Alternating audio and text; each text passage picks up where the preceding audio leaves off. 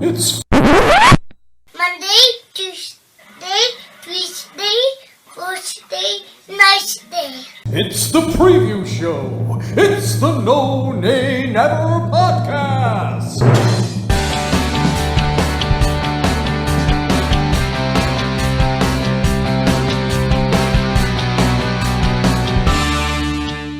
Hello and welcome back to the preview show from the No Nay Never podcast. I'm producer Matt, sitting in for Natalie, who is working all hours God sends this week in her lawyering work. But I am joined as ever by the man who this show revolves around. It is, of course, Statman Dave. Dave, good evening and welcome back. Hello, Matt. Good to be back after rather a long break, isn't it? It was, I'm sure, when yourself and Natalie were sitting down recording the preview for the Manchester City game in the middle of March, you probably weren't expecting it to be this long before you recorded your next preview show. We weren't, no. I mean, we had our suspicions at the time. I think there was a kind of a background undercurrent of things happening around the time. We weren't 100% sure, even at that point, whether the match was definitely going ahead. The reason we did record that podcast at the time, the preview one for the Manchester City game originally, was that the Premier League had given the go-ahead, and then it all changed. I think within minutes of us finishing recording, we'd heard about things changing, and it's been a bit of a roller coaster since then, hasn't it? It has indeed. There was so much uncertainty for so many weeks, and then finally the inklings of a restart, and then the cautious approach, and we have football back. Although the least said about Monday night, the better, I suspect. It wasn't. It wasn't the best performance on the pitch. There were difficulties with. Even getting a team and a bench together. You look at the difficulties we had. We had two goalkeepers on the bench. We only had 7 players. I guess the one plus thing to come out of that was young Max Thompson getting a run out. He came on as a late substitute in the 28th minute, and the 88th minute. He is the first Burnley player born in the 21st century. He's born in February 2002, but he's the first 21st century footballer to play a first team game for the club, which was a notable milestone. And a memorable one for him as well, really, at Manchester City with all those superstars, but hardly anybody watching it. I'm sure he'll remember that one, a story for his grandchildren in the future. Well, and hopefully we'll see a little bit more of him for the rest of the season as well. I mean, we've got issues with Chris Wood and Ashley Barnes, who seem to be out for a while, so we don't have huge amounts of attacking options on the bench, so he's going to be in there, certainly, you would think, on the bench and looking to make an impact at some point, maybe on Thursday and in the future games this season. Absolutely, and very good luck to him with that as well. And we'll touch on squad things a little bit later on as we give our thoughts on how we think tomorrow night's going to go. But first, we need to go back 3 months, back to that last preview show, and back to the quiz question that you posed. I think we have to make an apology first for keeping everyone waiting so long for the answer to the quiz question, because, as you say, we did set that in our last preview show. That was when we recorded it just a couple of days before we thought the Manchester City game was going ahead originally. As we said, things had changed. We had a positive test from Mikel Arteta. The games were called off. We put the podcast out anyway on the Friday. I know you edited that and put it out on the Friday, but we didn't know what was going to happen. We've kept people waiting far too long for this answer to this question. So just to remind people, really, the question we did ask was who was the last Burnley player to score in a Premier League match at the City of Manchester Stadium. Did you know this one, Matt? I wouldn't have been able to pull this one off the top of my head. I would have been thinking more about the kind of, Ashley Barnes equaliser there in that 3-3 draw and things like that. So, no, this player's name wouldn't have jumped to the front. So go on, put everybody out of the misery who hasn't already figured it out in the 3 months. The correct answer was Ben Mee. He scored a second-half goal in a 2-1 defeat. That was back in January 2017. Ashley Barnes had scored for us since then in the cup game. But sadly, we didn't get any Burnley players, as we know, on the score sheet on Monday evening. So the correct answer was Ben Mee. And I must say, when we do record this, we do discuss it afterwards. Natalie did know the answer to this one straight away. So I was thinking at that point, maybe I've made it a little bit too easy if Natalie knows the correct answer. Absolutely. And we'll have another quiz question later on in this show. You got one ready for us, Dave? We certainly have, yes. Lovely, that's great. So let's look forward to our next opponent, which is Watford, and they are coming to what will be a very empty Turf Moor tomorrow tea time, 6 o'clock. And this game, like Monday night's game, is on the telly, and it's on free-to-air channels on the Pick channel, Sky One channel, which is, I think it's good. I personally thought that every match really should have been made free-to-air in some way, but I'm sure there's people are more than content with the numbers that are on the free-to-air channels. Yeah, I think as well with that one, Matt, it was a late change for it to go on the free to air for Manchester City. It wasn't meant to be originally, so it was good that a wider audience was able to watch that game. And I think also I've heard some of the other clubs as well, when the games are on BT, they're doing something for the season ticket holders, getting passes for season ticket holders to watch it, which is worth looking out for as well. Yeah, that was what was leading my thoughts early in this when it was first announced, or even before the broadcasting was announced, was that those season ticket holders who don't necessarily have the pay channels, it felt a little unfair that they missed out entirely on the match. So if they have access to it, then that's all the good. Opposition stats. So it's been a while since we played Watford, and a lot's changed. Give us a recap since our last match with them. Yeah, well, since we last met our game early this season, we managed an away win. We won 3-0 down at Vicarage Road. That was back in November, and that victory lifted us up to sixth place in the table. Our results elsewhere, that defeat for Watford meant that they were rock bottom of the table at that stage. They've since changed managers. They've had Nigel Pearson taking over. That was just a couple of weeks later at the start of December. And they've had a little bit of a recovery since then. They've made some improvements, and the Hornets are now just out of the bottom three. But with Norwich looking doomed, they've lost again today. And Brighton winning at the weekend. They seem to be in a battle with the likes of Bournemouth, West Ham, and Aston Villa. Maybe it's possibly 2 from those 4 to avoid the drop. Yeah, it's looking that way now, isn't it? What's the heaviest Burnley defeat we've suffered? Well, we've actually only lost 3 times, but Watford have been to Turf Moor for 21 previous matches, and they've only ever won 3 of them. But their biggest win is quite a memorable match. In this one, 9 goals were scored in the first half. That included a Gareth Taylor hat-trick for Burnley. But we went in at half-time trailing 5-4, and Watford went on to win the game 7-4, and that included 4 goals from their striker Michael Chopra. Blimey, the wrong end of an 11-goal thriller. Yeah, 2003, that one. Yeah, back in Stan's days there. Yeah. So let's flip it round then. What's the biggest Burnley win we've had against the Hornets? Well, there's actually been joint top. There's 3 of them, 3 home wins by a 3-goal margin.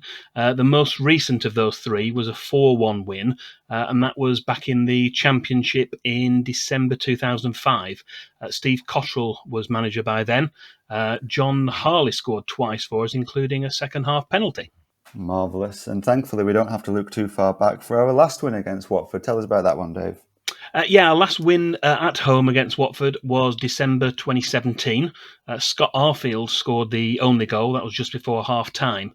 And this wasn't long after Watford's Marvin Ziegler. He'd been shown a straight red card for a challenge on Stephen Defoe in the 39th minute, and Scott Arfield scored the goal in the 45th minute, and we hung on against 10 men for a 1-0 win and 3 valuable points. Absolutely. Oh, Stephen Defoe. How we could do with him at this time. He's been released, hasn't he? Had you seen? Oh, I hadn't seen that. No, Yeah. A very short stay then at Cologne. I'm sure there'll be somebody who'll take him on though with his talents. Let's look back to last season though, when they came to Turf Moor. Tell us how that game panned out. Well, not brilliantly, actually. We've mentioned that Watford have had 3 wins at Turf Moor, and the most recent of those was last season. That was right at the start of the season. Goals from former Claret Andre Gray, as well as goals from Troy Deeney and Will Hughes. were their 3 goal scorers, and there was just a solitary reply from James Tarkowski. He gave that gave the visitors a 3-1 away win and all 3 points, and a good start to the season for them and a poor one for us. Yes, that was obviously amidst a very tricky start to that season following our exit from Europe, wasn't it? Yes. So looking overall, head-to-head of all the games between Burnley and Watford, give us some stats about that then, Dave. Yeah, well, all the games between the two teams have been played in the last 50 years. We don't have a long history going back further than that. The first meetings took place during the 1971-72 season. Our overall home record against Watford stands at played 21. We've won 13 of those, drawn 5 and lost 3. That gives us a win percentage of 61.9%, and that's slightly better than our overall home average when we look at the percentage against all of this season's opposition teams. That stands at almost exactly 50%, so 62 against 50. We've got a fairly good record against Watford. And when we look at top flight home matches only, all of these are relatively recent in the Premier League era. We've played 3 matches against Watford in the Premier League at home. We've won 2 of them and just the 1 defeat, which is the game we've just mentioned. That's a win percentage of 66.7%. Oh, good numbers there then. Well, before we come on to celebrity fans, we'll deal with the referee, and he in himself is something of a celebrity in the football world, Dave. Who have we got in the middle tomorrow night? Yes, it's celebrity Tranmere fan, isn't it? Mike Dean. He returned to football after the lockdown break, sporting a rather distinctive beard. He took charge of the Merseyside derby on Sunday. He's the longest-serving referee in England, and hard to believe, perhaps, but he celebrated his 52nd birthday earlier this month. He's also the last referee to send a Burnley player off. He red-carded Robbie Brady when we played at Huddersfield Town, and he's actually overseen 43 past Burnley matches. Burnley have won 14 of those. We've drawn 16 and lost 13, so not too bad a record when Mike Dean's been in charge. But he goes back all the way to, well, certainly in terms of Burnley games, back to 1997, 23 years. It's quite a career as a referee. Absolutely, he is. He's one of the legends. Love him or hate him, he's a legend of the refereeing world. Celebrity fans! Moving on, as we said, to the celebrity fans. Well, we struggled a little. There's a few obvious ones, but we struggled a little bit on this one. The names we do want to pick out to mention. First of all, the obvious one, really, Elton John, Sir Elton. He's a former club owner and chairman of the club. He's currently the club's honorary life president, and he's probably their most famous fan, I would say. Beyond that, we've got Olympic gold medalist and world championship heavyweight boxer Anthony Joshua. He was also born in the town. Radio 1 presenter Chris Stark is a Watford fan, as is singer Jerry Halliwell of Spice Girls fame. And beyond that, we're struggling a little bit, but there's other ones that mentioned are actresses Mila Kunis and Jennifer Aniston. They've been mentioned as newly converted Watford fans, although I think perhaps their association is tenuous at best. And I think maybe unlike the previous games this season when we have done this feature, I think we can safely say for once none of these celebrities will be at Turf Moor on Thursday. Although maybe Elton John might make the trip up. We don't know, but I wonder how many of them will be tuning in to watch from home. Well, yes, Jennifer Aniston might not be able to name the starting 11, though. I think tenuous is the word for that. Probably not. We did want to say thanks, by the way, to James from the Watford Way for helping us out, as I think we might have struggled. It might have been a very brief feature this week without that. And it's worth mentioning as well that our very own Richard Steele, he recorded a preview piece for the Watford Way's YouTube channel. I think we tweeted that out earlier in the week, so watch out for that match preview as well. Statman Dave's Stat of the Week. Now, you've had 3 months to come up with a stat of the week, so I hope it's a good one. Give us your miscellaneous stat of the week for this week, Dave. Well, I've gone better than that, Matt. I've got 2. Oh, marvellous. So the first one's a relatively straightforward one, and we did touch on this for the reverse fixture. Since Watford decided to sack Sean Dyche in July 2012, all of these managers have been in charge at Vicarage Road. Deep breath. Gianfranco Zola, Giuseppe Sannino, Oscar Garcia, Billy McKinley, Slaviša Jokanovic, Quique Sanchez-Flores, Walter Massari, Marco Silva, Yavi Grazia, Quique Sanchez-Flores again, and Nigel Pearson, the current manager. And we did joke when we did the preview show for the reverse fixture that we might be discussing a different Watford manager when we played them again. And that has certainly come true. Within a couple of weeks of that game, they had indeed changed their manager, but just the once. That's maybe progress from their point of view. But we did have a second one for this week as well. And this is again on the subject of managers and brief spells in charge. And it's one I've got to give credit to Phil Bird for here. He's mentioned this in his column in the Matchday programme for the Watford game. 111 days have elapsed between our last home game against Spurs and this one, which is one day more than the brief spell that Martin Buchan spent as Burnley manager in 1985. He was appointed in the June, and he only lasted until the October of that season. Didn't last very long at all. And that was just 110 days. That's one day less as Burnley manager. I think it was the shortest serving permanent Burnley manager. 110 days, that's one day less than the length of time between the Spurs game back in 7th of March and this game on Thursday. Oh, marvellous stat. But still probably a long time as a manager compared to some Watford managers. Well, as your extensive list with top marks for pronunciation on some of those names as well. You can put your teeth back in now. So after Monday night's very miserable, I suppose, 5-0 defeat at the hands of Manchester City, how positive are you feeling about tomorrow night, Dave? I think we should probably expect the same starting 11, maybe a slightly different bench. But do you think we can get a result at an empty Turf Moor? It's difficult, isn't it? I think the home advantage that once would have been there, I think it's been shown certainly in the Bundesliga. We perhaps haven't had enough Premier League games to judge it on yet, but I think there is maybe a suggestion that home advantage goes out the window a little bit. It's not the same as it would be, obviously, from having a full home crowd to cheer the team on. So difficult from that point of view. I think on the day it's going to be a tough one. I think it's going to be relatively equally matched.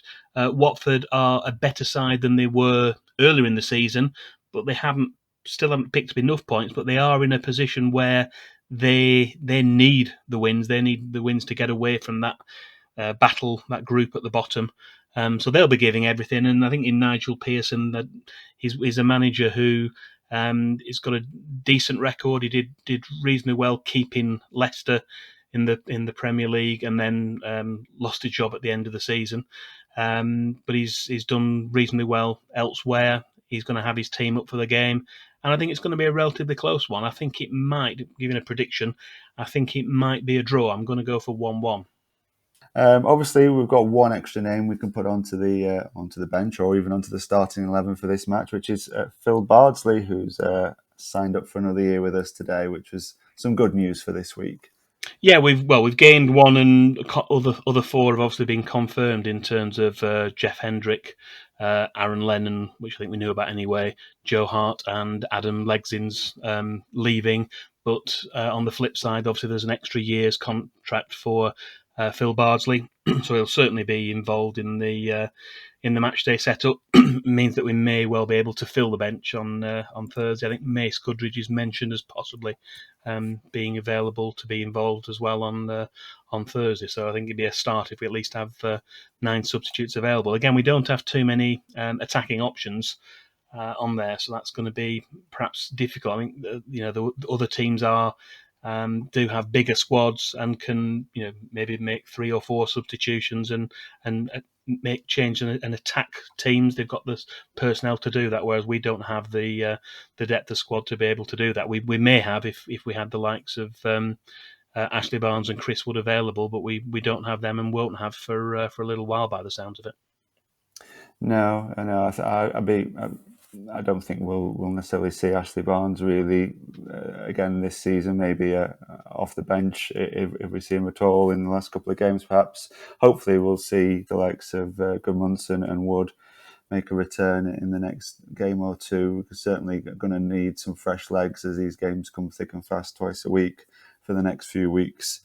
There were some encouraging signs, I think, in the early stages of the game against City on Monday night. There was a lot of pressing, and it felt like the ball was kept down on the ground a lot more. We didn't necessarily have target men to kind of hit it up to and to chase into those channels. But I think once City got there first, the writing was on the wall, and I think it's very hard to come back from that. I'm feeling more positive about this match, obviously, and I think we can maybe edge this. I think, like you say, it's probably going to be tight. These games haven't been some of these matches since they come back haven't been quite as intense and entertaining, and I'm not expecting a huge amounts of intensity and entertainment from this one. So I'll say that we might edge a 1-0 win for this one. Fantasy Premier League update. Something else that's been on hold since March is, of course, the Fantasy Premier League. And people reaching for their phones last week as they suddenly realised that they had to scramble and check where the team was up to and whose injuries and who was available and get it set up in time for the next game week. So, Dave, have you got an update for us on the No Nay Never Fantasy Premier League? I do. I suspect it might become increasingly difficult for us to keep track of it, with so many midweek games coming thick and fast, and also our recording schedule being all over the place. But we'll do our best. We're fortunate at the point we're recording this, which is on Wednesday evening. I took details this morning after the games. I took details after the Monday games and got the table up to date at that point. So that was after a full set of matches. So this is kind of a clean break in terms of the end of game week 30 plus, I think they were calling it, because obviously there were 2 matches last midweek plus a full set of 10 games over the weekend. In terms of the players at the top of our table, we've got the top 3 who were Bennett Howarth, whose team seems to have changed name again and morphed into Dollarite Deitch now. He's in the lead with 1,847 points. In second place is Natalie's mate, poker mate, Tall Paul. His self-named team, Tall Paul, is on 1,812 points. And in third position at this stage is Michael Freeman's Up the Clarets team. That's 1,809 points. In case anyone's still interested, my Burnley stats team climbed 2 places, 218th in our table. And I know we don't have Natalie here for this preview, but I'm sure everyone will want to know that her Dingle Bells team is a non-mover. That's down in 161st position, perilously just outside the bottom 3. And I'm starting to wonder if she might have left her charge for the title a little bit too late this season. Absolutely, yeah. You just have to do extremely well to kind of get anywhere, I think, really. And you're doing slightly better, Matt. Your Coppell All-Star team's currently comfortably in mid-table in 86th position, so you're well clear of relegation. I think you're on the beach already, aren't you? Absolutely. I had a couple of good weeks just before lockdown, which kind of just helped out, really. So the Premier League Dream Team, I'm not expecting you to mention any Burnley names in here, but let's have some details on how that's looking. Well, no, we didn't have any Burnley players in there, surprisingly. The highest point scorer overall in the game week was Manchester City midfielder Phil Foden. He scored twice on Monday night against Burnley, and that helped him to 22 points for the round of matches. And although the Burnley defence and Nick Pope took a bit of a hammering in the 5-0 defeat, the Burnley goalkeeper is still the Clarets' highest scoring player for the season to date. I think consistency in there, the number of games he's played, and also his 11 clean sheets have helped. He's on 128 points. But if, like me, you have him and City's Ederson in your squad, you'd have been wise to have chosen a home goalkeeper on this occasion, as I did.